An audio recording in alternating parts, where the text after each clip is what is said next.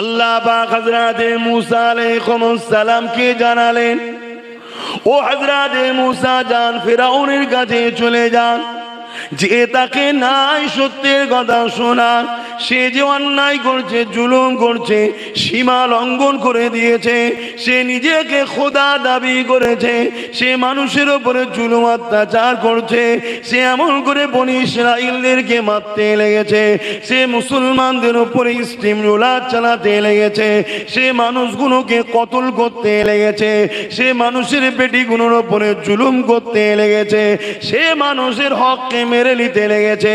এ হযরতে মুসা, আমি আল্লাহ আপনাকে পাঠালাম, আপনি যান, ওই ফিরাউনের কাছে গিয়ে নাই বাণীকে আপনি শোনান।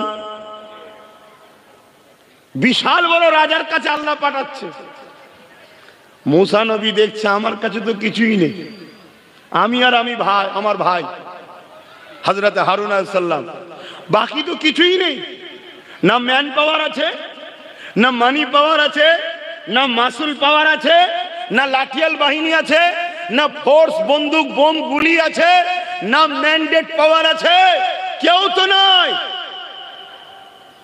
খুব ভালো করে শুনবেন, মুসা নবী আল্লাহর কাছে বলছেন, আল্লাহ আপনি যেতে বলেছেন, আমি যাব, তবে আমার সিনাকে আপনি নূর দ্বারা নূরান্বিত করে দেন, বক্ষকে পরিষ্কার আলোকিত করে দেন। জোরে বলুন সুবহানাল্লাহ। তার মানে কি বুঝলেন?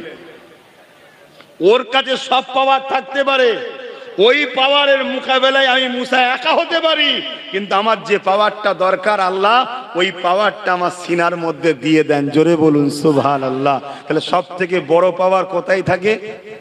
জোরে বলুন, সিনায়।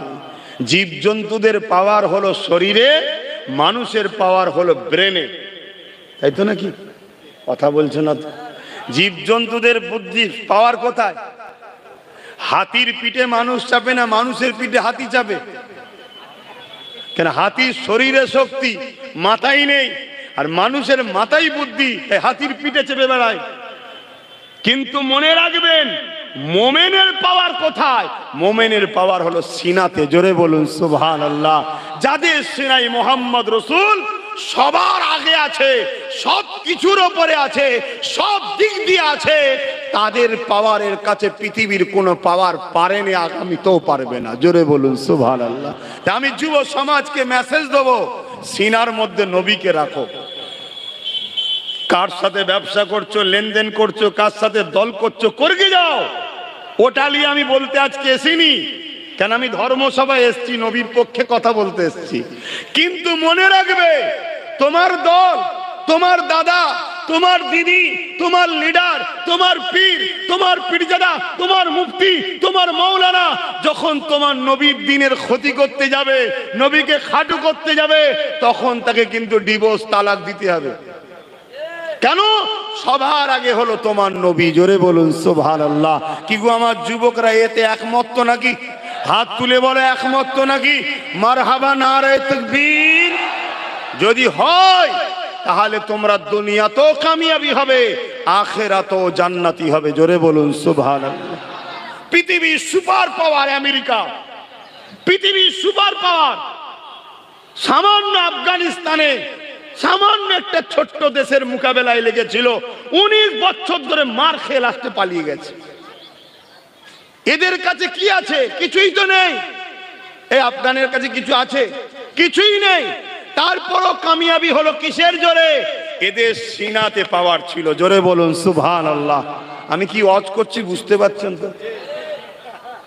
কেন আপনাদের চতুর্দিকেও আজকে জালিমরা ঘেউ ঘেউ করছে, ঘাবড়াবার কিছু নেই, শুধু সিনার শক্তিটা বাড়ান। আর সিনার শক্তি তার তত বেশি যার দিলে যত বেশি নবীর আদব ও প্রেম আছে। জোরে বলুন সুবহানাল্লাহ। নবীর প্রেমিকরা নবীর আলোচনার মাহফিলে বসে, সে যেখানেই থাকুক কাজ কাম ছেড়ে দেয়, আমার হুজুরের কথা হবে, চলো যাই। ঠিক না বেটে? নমুনা একটা। বাপেরা, নওজওয়ানেরা, হযরতে মুসা আলাইহিস সালাম চলে গেলেন। কার বিরুদ্ধে যাচ্ছে? লেগেছে যার কিনা শুধু তৎকালীন সময় ৮০,০০০ ঘোড়া ছিল। যুদ্ধের ঘোড়া ফেরাউনের কত ছিল? ৮০,০০০। তাহলে কত পাওয়ারফুল বুঝছেন তো? তার কাছে যাচ্ছে মুসা নবী আর তার ভাই দুজন, আর কেউ নেই। কি বলতে? তুমি ভুল করছো। আজকাল মৌলী সাহেবরা বলতে পারবে তুমি ভুল করছো?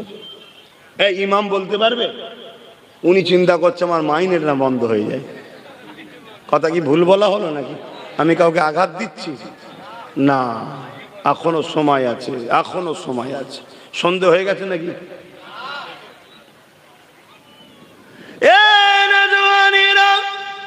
এমন বিভাগে প্রেমিকেরা ভুল আমাকে বুঝলে হবে না।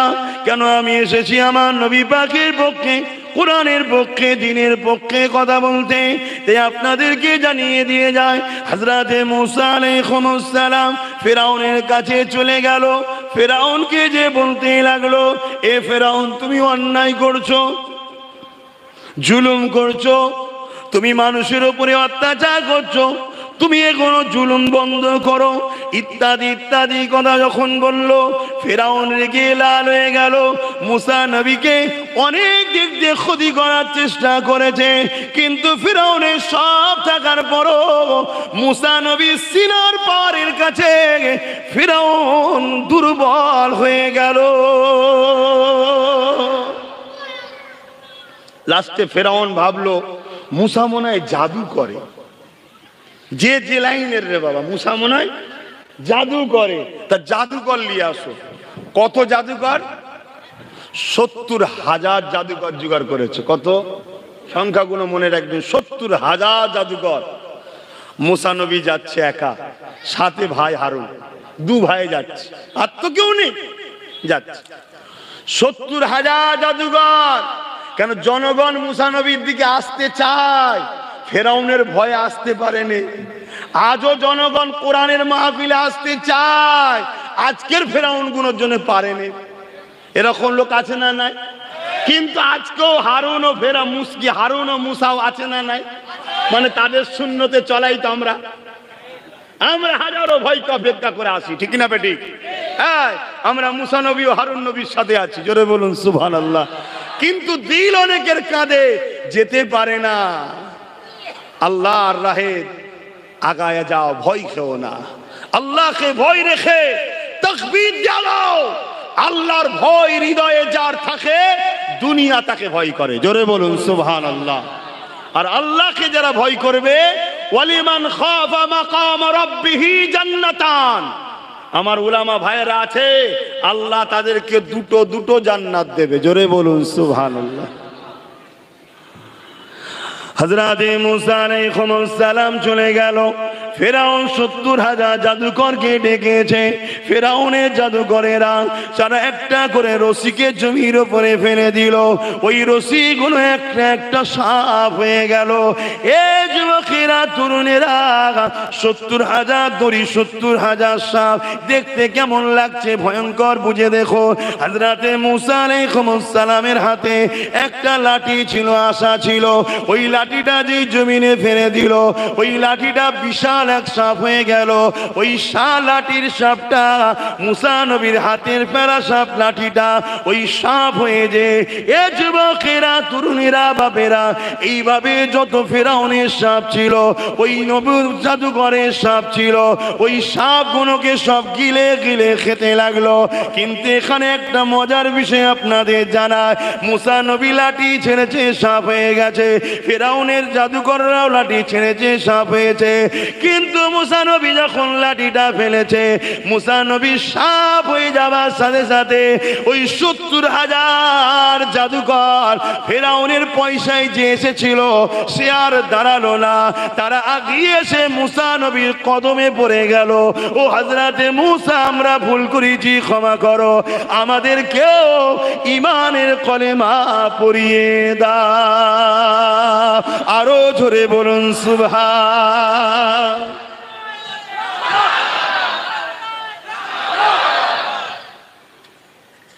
কি ব্যাপার? জাদুকররা দড়ি ছেড়েছে, সাপ হয়েছে। মুসা নবী লাঠি ছেড়েছে, সাপ হয়েছে। ওরাও সাপ করেছে, হুজুরও সাপ করেছে। তা ওরা হুজুরের সাপ থেকে চলে এলো কেন? কখনো ভেবেছেন জাদু আর মোজেজার মধ্যে কি পার্থক্য? এটা মন দিয়ে শোনেন। যারা জাদু করে তারা জানে যে আমরা মানুষের শুধু ধোঁকা দিই, চোখের ওপরে মানুষকে ধোঁকা দিই। জাদুকররা জানে 70,000 দড়ি, 70,000 দড়ি আছে, একটাও কিন্তু হাকিকাতে সাপ হয়নি, লোক দেখছে সাপ। শুনছেন তো নাকি? ওটা হাকিকাতে কি আছে? দড়ি।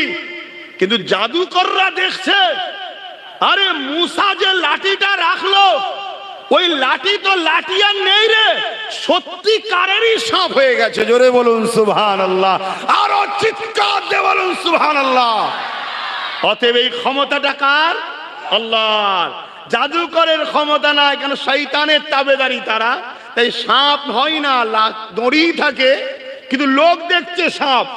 আর মুসা নবীরটা লাঠি ছিল, এখন আর লাঠি নেই, সত্যিকারের একটা সাপ হয়েছে বিশাল বড়। জোরে বলুন সুবহানাল্লাহ। তাই জাদুকররা বলছে আরে এ তো জাদুকর নয়, এ তো নবী। কারণ নবীদেরকে আল্লাহ মোজেজা দেয়, ওলিদেরকে কারামত দেয়। চলো দেরি করুনি, এই ফেরাউনের পাল্লাই পড়লে জাহান্নামে যেতে হবে, চলো। তারা সব যে মুসা নবীর কাছে ঈমানের কলেমা পড়লো। জোরে বলুন সুবহানাল্লাহ, আরো জোরে বলুন সুবহানাল্লাহ। কিন্তু আমার বুঝাবার বিষয়, জালিম জুলুমের চেষ্টা করেছে না করেনি? কিন্তু মুসা নবী ঈমানের শক্তিতে কামিয়াবি হচ্ছে না হয়নি? বাপেরা এটা শুধু নয়, যুগে যুগে নবী আলাইহিস সালামদের উপরে দুই শক্তি সব থেকে বেশি অত্যাচার করেছে। এক শক্তি হলো অন্যায়কারী শাসক, জালিম শাসক, তারা নবীদের উপরে সব থেকে বেশি জুলুম করেছে।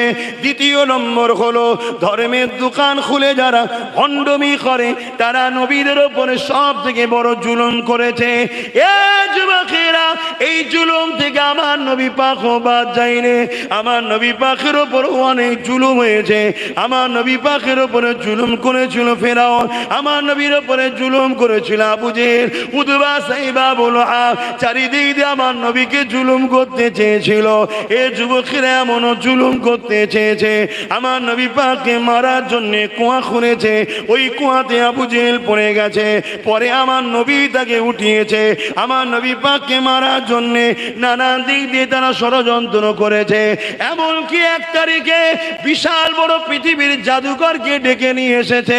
তাহলে জাদুকরদের সাহারা সর্বসময় জালিমরা লাইনা। কথা বলছেন না তো? আজকেও যারা জালিম দেখবেন তারাও জাদুকরদের সাহারা নেয়। শুনছেন? এই রিসেন্ট একটা টিভিতে ডিবেট দেখছিলাম, সেখানে একজন পৃথিবীর একটা বড় জাদুকর মহিলা, তাকে জিজ্ঞেস করছে তোমার জাদুর আসর কিভাবে করো। সে লোককে বুঝাচ্ছে যে আমি জাদুর আসর এইভাবে করি। তবে মুসলিমদের উপরে জাদু যতবারই করতে যায় আসর কিন্তু হয় না, ফিরে চলে আসে। শোনো যুবক, পৃথিবীর সব জাদু তোমার পায়ের নিচে পড়ে যাবে যদি তোমার সিনাতে নবীর প্রেম ও আদব আর জবানে যদি আয়াতুল কুরসি জারি থাকে। জোরে বলুন সুবহানাল্লাহ। প্রত্যেকটা মা বোন বাপ ভাইকে বলবো আয়াতুল কুরসি মুখস্থ করো, যখনই ঘর থেকে বেরোবে গায়ে ফুঁদে বেরোবে। কথা বুঝেছো? আমার আল্লাহ ফারিস্তা দিয়ে তোমাকে পাহারা দেবে। জোরে বলুন সুবহানাল্লাহ। চাও না যুবকরা আয়াতুল কুরসি পড়বে, পরে ফু দেবে, তবে ঈমান রেখে। ঈমানদার ছাড়া আয়াতুল কুরসি 1000 বার পড়লেও কিছু হবে না। আর ঈমান কি? নবীর প্রেম ও আদব, এটা মনে রাখবে। আল্লাহ নবীর ওপরে নানান দিক দিয়ে জুলুম শুরু হয়ে গেল। এমন সময় আবু জেহেল একটা জাদুকরকে ডেকে নিয়ে এলো, যার বাড়ি হলো ইয়ামিনে, যার নাম হলো হাবিব ইয়ামানি। আমার আম্মা জানের আগা মন দিয়ে শুনবেন, সব জায়গায় তো আপনারা যেতে পারেন না, তবুও যুবকরা ছুটে ছুটে যায় হাজারো অশ্বনে। তাই গ্রামে গ্রামে করার জন্য সবাই চিন্তা করে। আমিও বলি সময় কম হওয়ার পরও গ্রামে গ্রামে একটু যেতে হবে। কেন আমার মা বোনগুলোরও জানা দরকার, তারা দুনিয়ায় আমার মা হয়েছে, জান্নাতে কেন একসাথে যাব না? দুনিয়ায় তারা আমাদের বোন হয়েছে, জান্নাতে কেন একসাথে যাব না? শুধু দুনিয়ায় আমাদের সম্পর্ক নয়, আল্লাহর জান্নাতে আমরা একসাথে যাব।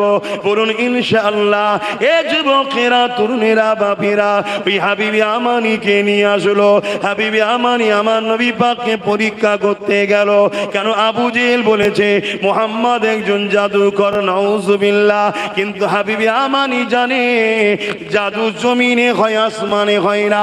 তাই হাবিবি আমানি আমার নবী পাকের কাছে এসে বলেছিল, এ মুহাম্মদ তুমি নাকি নবী দাবি করেছো, কিন্তু আবু জেহেল তোমাকে জাদুকর বলছে। আল্লাহ নবী বলতে লাগলেন, লা ইলাহা ইল্লাল্লাহ আনা মুহাম্মাদুর রাসূলুল্লাহ। আল্লাহকে সেবা কই ইলাহা নেই, আমি মুহাম্মদ আল্লাহর প্রেরিত রাসূল। এ যুবকেরা, হাবিবি আমানি ওই সময় বলেছিল, তাহলে আসমানে কিছু করে তুমি দেখাও। কেন? নবীরা মুজিজা দেখায়, তুমি মুজিজা দেখো। হাবিবি আমানি জানে জমিনে দেখাবো না। কেন? জমিনে জাদুও চলে, আমি বুঝতে পারবো না। এই আসমানে দেখায়, আসমানে জাদু চলে না। এই হাবিবি আমানির কথা শুনে আমার নবী পাক যখন আসমানের দিকে মুখটা তুললেন, পূর্ণিমার চাঁদ উঠেছিল। আমার নবী পাক বলতে লাগলো, এই হাবিবি আমানি রে, ওই আকাশের চাঁদটাকে কি দুটুকরো করে দিলে হবে? নবী পাকের কথা শুনে হাবিবি আমানির বল বন্ধ হয়ে গেছে, জবানের কথা বন্ধ হয়ে গেছে। চাঁদ দুটুকরো করবে কি কথা? এটা কি কখনো সম্ভব? আমি হাবিবি আমানি তাই কথা বলতে পারেনি। কিন্তু হাবিবি আমানি জানে না কে ইশারাটা দেবে। জিনার ইশারাতে চাঁদ তো দূরের কথা, ডুবা হওয়া সূরজ আবার ফিরে এসেছিল। মাইকের আওয়াজে বুঝছেন তো নাকি? আমার নবী হযরতে আলীর নামাজ কাজা হয়ে গেছিল, জানেন তো নাকি? আসরের নামাজ, সূর্য ডুবে গিয়েছিল। আল্লাহ নবী বললেন, আসো। সূর্য উঠেছিল না, ওঠেনে? আরে ইনাকে লিডার বলে মানো, বাকি কার পিছনে ছোট তোমরা? কে কাকে মানছে দেখার দরকার নেই। তোমরা উম্মতে মুহাম্মাদি, তোমাদের লিডার ইনি, তোমাদের নেতা ইনি, তোমাদের শাহিনশাহ ইনি, তোমাদের নবী ইনি। আব্বাসও তোমাদের লিডার নয়, আব্বাসও ইনার গোলাম। কথা মাথায় শুনছে? কিন্তু দুশ্মনী করবে ইসলামের বিরুদ্ধে যারা, তাদের ঝান্ডা ধরে ঘুরে ইনাকে লিডার বলে মানবো, এটাকে মুনাফিকি ছাড়া আর কিছু নয়। শুনছেন তো নাকি? বক্তা সেজে, মৌলী সাহেব সেজে, পীর সেজে, পীরজাদা সেজে রাসূলুল্লাহর গোলাম দাবি করে, নবীর দ্বীনের প্রচারক দাবি করে, নবী নবী করে পেট চালাও যারা, তাদেরকে লক্ষ্য করে বলছি, ইসলামের দুশমনদের সঙ্গে কাঁধে কাঁধ মিলাবে, তাদেরকে জিতাবার জন্য সহযোগিতা করবে। আর তুমি নবীর উম্মত দাবি করবে, শুনে রাখো, তুমি ইন্টারন্যাশনাল আব্দুল্লাহ ইবনে উবাইয়ের মতো মুনাফিক ছাড়ার কিচ্ছু নয়। কারো যদি আমার কথার আপত্তি হয়, হতে পারে, কিন্তু আমি আল্লাহ ও রাসূলকে খুশি করার জন্য কথা বললাম। কে নেবে না নেবে আমার দেখারও দরকার নাই। মোমেন তো সে যে কথা বললে লাভ লুসকানটা দেখবে আমার নবীর লস নয় তো, অর্থাৎ নবীর দ্বীনের বিরুদ্ধে নয় তো, এটা প্রথম অঙ্ক করবে। আমার ক্ষতি হোক, আমার নবীর দ্বীনের ক্ষতি না হয়, এটা মোমেনের আলামত। মোমেনের আলামত এটা। ঈমান আলাদা জিনিস, আমল আলাদা জিনিস। ইমানদার যখন নামাজ পড়ে তখন সে আমল করলো, বেঈমান নামাজ পড়লো, ওটা আমল বলা হয় না, ওটা মুনাফিকি করা হয়। এই শুনছো তো যুবকরা, আমার আব্বাজানরা শুনছেন তো? আমি আপনাদের সন্তানের মতো। দাদা হুজুরের তো নাকি, দাদা হুজুরের যদি হন, আমি দাদা হুজুরের ঘরের ছেলে, কিন্তু দাদা হুজুরেরই মুরিদ, আপনাদের সন্তানের মতো। ভুল হলে ধরিয়ে দেবেন, কোনো অসুবিধে নেই, আপনাদের ছেলে আমি শিখে নেবো। কিন্তু কোনো অংশে কোনো জায়গাতে এ কথা মেনে নিতে পারবো না যে নবীর দুশ্মনের সঙ্গে কাঁধে কাঁধ মিলাতে হবে, এটাই পারবো না। তাতে পুরো পৃথিবী যদি একা ছাড়তে হয়, পুরো পৃথিবীকেও ছাড়তে আমি রাজি, আমার রসুলকে আমি ছাড়তে রাজি নয়। কেন? ইতিহাস পড়েছি আমি। আদম সফিউল্লাহ গন্ধম ফল খেয়েছিল, 300 বছর কেঁদেছে কম বেশি। কেন কাঁদছেন? আল্লাহকে রাজি করার জন্য। ইব্রাহিম খলিলুল্লাহ আগুনে পড়ছে, জিবরিল এসে ধরেছে, চরকিকে ধরে ফেলেছে। ইব্রাহিম বলুন, সাহায্য কিছু করব? নিচে আগুন জ্বলছে, জানেন তো? বলছে হ্যাঁ জানি। আগুনের কাজ কি? পুড়িয়ে দেওয়া। ইব্রাহিম তুমি পুড়ে ছারখার হয়ে যাবে। সাহায্য করব। ইব্রাহিম আব্বা, আমাদের আব্বাজান ইব্রাহিম নবী বলেছিলেন, আরে আল্লাহর খুশির জন্য ইব্রাহিম পুরে ছারখার হতে রাজি আছে, তবে আল্লাহ ছাড়া কারো সাহায্য চাই না। জোরে বলুন সুবহানাল্লাহ, আরো চিৎকার দিয়ে বলুন সুবহানাল্লাহ। অতএব পুরো পৃথিবী যদি আমার বিরুদ্ধে হয়ে যায় কোনো অসুবিধা নেই। আজ বড় দুঃখ লাগছে, আমার নবীর দিনকে যারাদের ঘরে মুসলমান ফলো করবে তারা সামান্য পয়সায় বিক্রি হয়ে যাচ্ছে, হক কথা বলছে না। আজকে কিভাবে ইসলামের উপর আঘাত দেওয়া হচ্ছে, হক কথা বলছে না, জবান বন্ধ করে রেখেছে। না জানি যদি আমার মাইনে বন্ধ হয়ে যায়, আমার টাকা বন্ধ হয়ে যায়, আমার যদি জেল হয়ে যায়, আমার যদি ফাঁসি হয়ে যায়। আরে তোর যদি আল্লাহ রসুলের জন্য কথা বলাতে ফাঁসি হয়, তুই নিজেকে সব থেকে ধন্য মৃত্যু মনে কর, কেন তোর শহীদের মরণ হবে, বেহিসাব আল্লাহর জান্নাতে যাবি। জোরে বলুন সুবহানাল্লাহ। এ কপালে সবার হয় না, শহীদের মরণ সবার কপালে হয় নাকি? না না, সাহাবা হুজুররা লড়াইয়ের ময়দানে যখনই বেরোতেন আল্লাহর কাছে দূরে কান নামাজ পড়ে দোয়া করতেন, আল্লাহ আমি যেন শহীদ হই, আল্লাহ আমি যেন শহীদ হই। কপালে সবার হয়েছে? এ তো নসিবের ব্যাপার। আর এমনি গা বেঁচিয়ে বেঁচিয়ে চললেও কি বেঁচে থাকা যাবে? এই যুবক, বেঁচে থাকা যাবে? তাহলে নবীর গোলাম হয়ে মরো, দাঁড়িয়ে রাখো, মাথায় টুপি দাও, নামাজ পড়ো, নবীর দরুদ শরীফ পড়ো, নবীর পক্ষে দাঁড়াও, ইসলামের পক্ষে দাঁড়াও, ইসলামের পক্ষে ঝান্ডা ধরো, হকের পক্ষে থাকো, গরিবের পক্ষে থাকো, এতিমের পক্ষে থাকো, মজলুমের পক্ষে থাকো, দেশের পক্ষে থাকো, দেশের গাদ্দারদের বিরুদ্ধে লড়াই করো। কথা মাথায় শুনছেন তো নাকি? এখানে দেশ কেন কথাটা চলে এলো? দেশকে ভালোবাসাও ইসলামের একটা অঙ্গ। জোরে বলুন সুবহানাল্লাহ। আমার নবী দেশকে ভালোবেসেছে, আমাদেরকেও ভালোবাসতে হবে আমার মাতৃভূমিকে।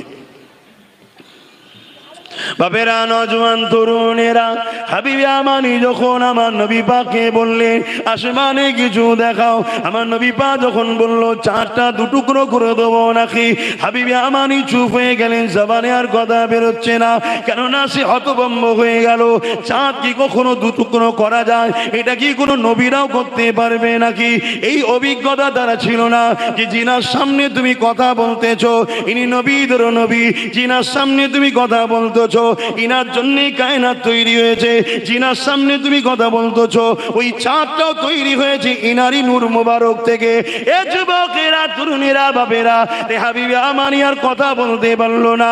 আমার নবী পাক শাহাদাত উংলিটা ইশারা করে দিল, যখন ইশারাটা করে দিল ওই চাঁদটা দুটুকরো হয়ে গেল।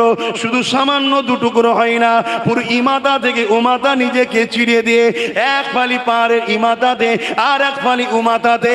এ যুবকেরা, শ্রেষ্ঠ নবীর উম্মাত দাবি করো, শ্রেষ্ঠ মানুষ মুসলমান দাবি করো, নিজেকে একবার বুকে হাত দিয়ে বলো তো দেখি, তোমার হাতে যদি একটা অস্ত্র দেওয়া হয় আর তোমাকে যদি বলা হয় নবী পাকের জন্য কলিজাটা বার করো, তুমি বার করতে পারবে না। যদি বলা হয় একটা উংলি কেটে দেখাও, তুমি আমি পারবো না। কিন্তু ধন্য জানায় আকাশের চাঁদ তোকে, তুই আমার নবীকে কত ভালোবাসলি, তুই নিজেকে পুরো নিজে দুটুকরো করে দিলি। কেননা এখানে আমার মুহাম্মদ রাসূলুল্লাহর ইজ্জতের ব্যাপার আছে। যত কষ্টই হোক না কেন, আমি চাঁদ নিজেকে হুজুরের জন্য কুরবান করে দিলাম। আরো জোরে বলুন সুবহান আল্লাহু আকবার। আর যারা বড় বড় ইসলামের রহনুমা সেজে বসে আছে, ইসলামের ডিফেন্সকারী, সে মৌলী সাহেব হোক আর নেতা সেজা হোক, যেসব মুসলমান আছে বলো, তাদেরকে যদি বলা হয় তুমি তোমার দলের নেতা যখন ইসলামের বিরুদ্ধে কথা বলবে, তুমি দাঁড়িয়ে গিয়ে বলো এটা ভুল বলছো, বলবে কেউ? এক কথা বলে কেন বলবে না? পরের বারে যদি টিকিট না পাই। আমার কথা কি খারাপ লাগলো? তাহলে এটা কিসের মুসলমান? আর এই মুসলমানের উপরে তুমি আমি যদি ডিফেন্স করে চলি, ভরসা করে চলি, তাহলে এরা তো যে জালিমদের কাছে ভেতরে ভেতরে বিক্রি করবে। তাই তো আজকে আমার মসজিদকে বাঁচাতে পারছি না, আমার মাদ্রাসা ভাঙা হচ্ছে, আমার কবরস্থানকে বুলডোজার দিয়ে তুলে দেওয়া হচ্ছে, আমার মসজিদে বুলডোজার চলছে, আমার মসজিদের সামনে এসে বাঁদরগুলো নাচছে, এই সব গাদ্দার মুনাফিক নেতাগুলোর জন্য, যাদেরকে দেখতে মুসলমান কিন্তু এরা নিজেদের পথ, নিজেদের গাড়ি, নিজেদের বাড়ি ছাড়া আর কিচ্ছু বোঝে না। এরা এক বড় ইসলামের কথা বলবে না, যদি এদেরকে বলা হয়, বলো তোমার নেতা তোমার নেত্রী মাদ্রাসায় শিক্ষক বন্ধ করে দিয়ে ধ্বংস করছে, তুমি দাঁড়িয়ে গিয়ে বলো যেটা আপনি অন্যায় করছেন, আমার নবীর ঘরগুলোকে কেন ধ্বংস করছেন, আমরাও তো আপনাকে জিতিয়েছি, আমরাও তো আপনার সাথে আছি, তাহলে আমার নবীর ঘরকে কেন টার্গেট করা হবে, কেন আমার মাদ্রাসায় শিক্ষক দেওয়া হবে না? এই গাদ্দারদের মধ্যে একটাও হারামজাদা বেরোবে মনে হয়? কথা বলা বেরোবে? এরা আমাদের মাথায় বসে আছে, তাহলে আমাদের উপরে খোদার গজব হবে না তো কাদের উপরে হবে? হ্যাঁ, কাদের উপরে হবে? অতএব বাপ জান আমার, ভাই জান আমার, মন দিয়ে বোঝেন। আর আমার মতো লোক যখন আপনাদেরকে জাগাবে যে আসো মাদ্রাসা বাঁচাবার জন্য ভাবতে হবে, এই সকল গাদ্দার হারামখোর গুলো তখন আবার আমাকে বলবে আব্বাস জঙ্গি, আব্বাস সন্ত্রাস, এই বলবে না? বলবেন। অতএব হারামজাদাদের চিনা দরকার আছে না নাই? হ্যাঁ, চিনুন। আর এটাও আপনাদের বলে যায়, নিজেদের লাইফে যা ভুল করছেন করুন, একটা সন্তান কিন্তু আপনার ভবিষ্যৎ, ওই সন্তানটা যেন বিস্ফল রেখে যাবেন না। আমার কথা খারাপ লাগছে নাকি? এটা আওয়াজ দিয়ে বলবেন খারাপ লাগছে। একটা সন্তান আপনি রেখে যাচ্ছেন, ওই ফল আপনার, ওইটাকে যেন বিস্ফল রাখবেন না। যদি বিস্ফল রাখেন ও সমাজকে শেষ করবে, আর কবরে আপনি ধুলাই খাবেন। নিজের লাইফে যা করছেন করুন, সন্তানের যখন সময় আসবে, এর চেয়ে বেশি খুলে বলতে পারছি না, তখন একটু পাক পবিত্র হয়ে তওবা করে উজু করে উভয় এক জায়গায় যান। কথা মাথায় ঢুকলো না? ঢুকলো নি? এবং আল্লাহর কাছে তখন একটু রোনাজারি করে বলুন, আল্লাহ আমরা তো বড় পাপী, কিন্তু যে ফলটা দেবেন আপনার দিনের যেন খাদেম হয়, খারাপ দেবেন না। একটু পাক পবিত্র হয়ে দোয়া দরুদ পড়ে এক জায়গায় যান এবং সংসার করার শখ করুন। করতে হবে সুন্নত বিয়ে শাদী করা। রূপের পিছনে ছুটবেন না, গুণের পিছনে ছোটেন। রূপ বেশি দিন থাকে না, গুণ কিন্তু দুনিয়া ও আখিরাতে থাকে। আর রূপের পিছনে যদি ছোটেন তাহলে দেখা যাবে আপনার পরিবার নাচ করে, ড্যান্স করে, এদের পিছনে চলে যাবেন। এরকম যদি পরিবার আপনার ঘরে চলে আসে, তার পেট থেকে ভালো সন্তানের আশা করা যাবে? তার পেটে যে সন্তান হবে তার দ্বারা ইসলাম বাঁচবে মনে হয়? যদি আপনি এমন পরিবার নিয়ে আসলেন, এমন যুবক ছেলে আছে এখন বিয়ে শাদী হয়, লটারি খেলে, লটারি, বিভিন্ন তর্ক তুর্কি করে, তর্কতে অনেক সময় হেরে গিয়ে অনেকে নিজের বিবিকে পর্যন্ত বাজেট লাগায়। এই শুনছেন কোথা সমাজ যাচ্ছে? আরে মুসলমানের ঘরের কথা বলছি। হ্যাঁ জানি এরা মুনাফেক মুসলমান না, কিন্তু সমাজ তো জানে মুসলমান, সমাজ তো জানে। বিবিকে লটারিতে, বিভিন্ন বেটেতে, খেলার লটারি হোক, বিভিন্ন জায়গায় লাগিয়ে দেয় যে আমি হেরে গেলে আমার বিবিতে দেবো। এরকমও অনেক জায়গাতে অনেকে হেরে গেছে, তার বিবি যে জিতেছে সে নিয়ে এসছে। এই বিবির পেটের যদি সন্তান হয়, সে সন্তান কখনো মানুষের কল্যাণ চাইবে, এ ধর্মের কল্যাণ চাইবে? সে মুসলিম ঘরে থেকে পুরো মুসলিম জাতিকে জবাই করার জন্য ইসলামের দুশ্মনদের সঙ্গে ভেতরে আঁতাত রাখবে না? রাখবেন? মুনাফেক চিনুন। যদি মুনাফেক না চিনতে পারেন, আগামী দিন মসজিদ বাঁচাতে পারবেন না। মুনাফেক যদি চিনতে না পারেন, আগামী দিন মাদ্রাসা বাঁচাতে পারবেন না।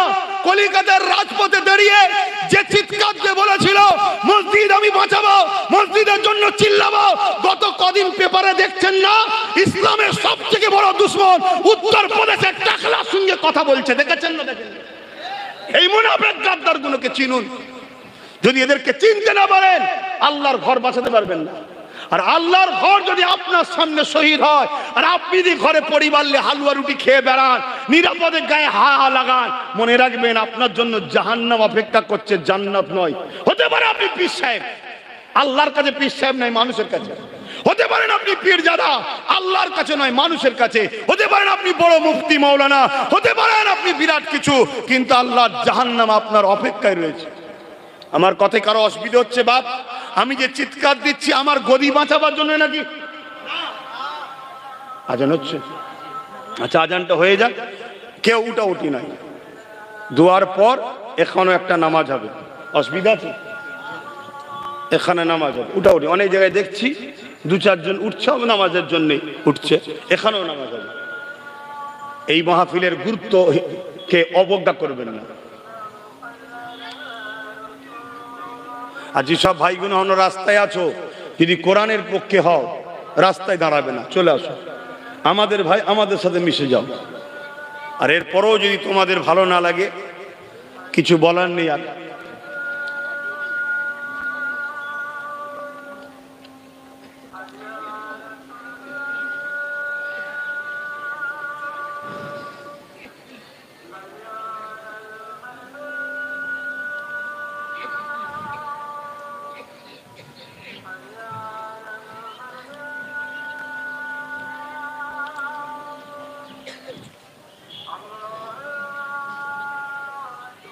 আল্লাহ আল্লাহ আল্লাহ